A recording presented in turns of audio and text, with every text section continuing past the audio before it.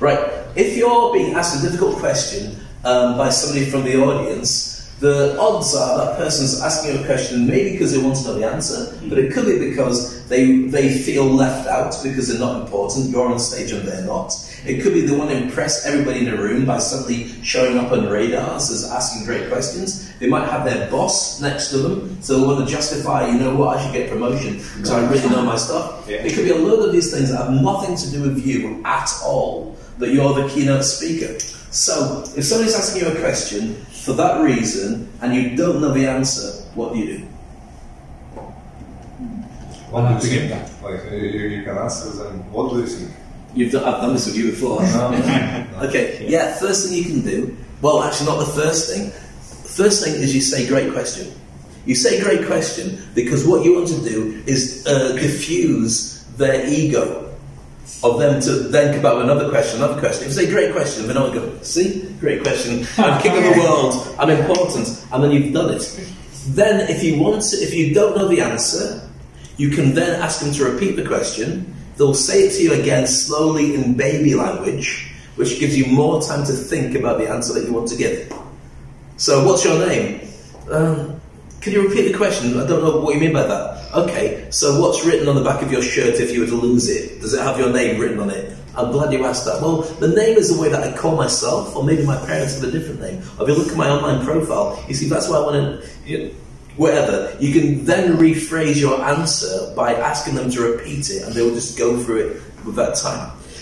Then, as Andres just said, you can turn around to them and say, great question, what do you think?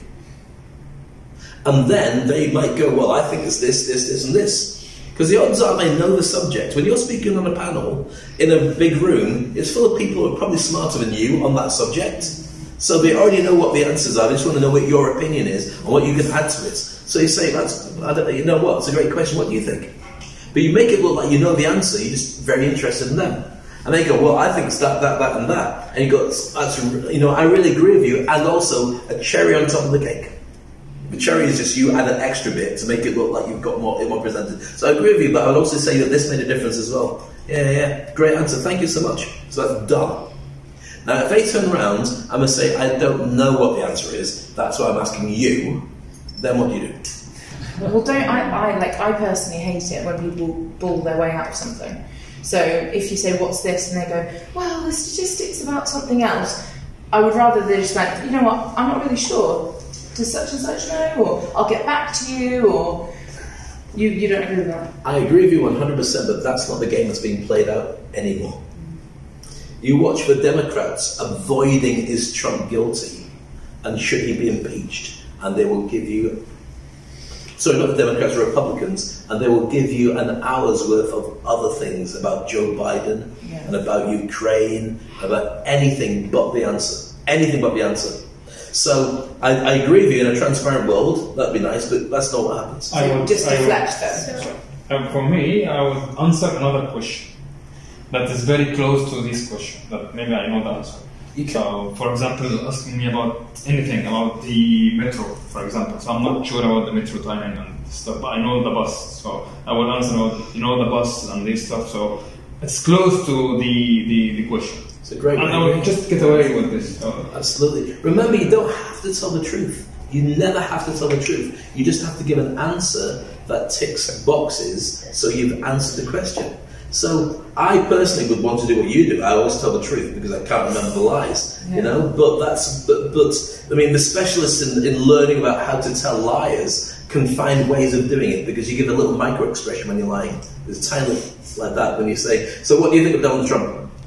It's great. Now if you froze it, that little "he's great" would give away the fact that I'm making it up because I couldn't hide it. And it's called a micro expression. And only policemen and politicians, policemen and thieves and naturals are doing this. Everyone else has to fake it and pretend.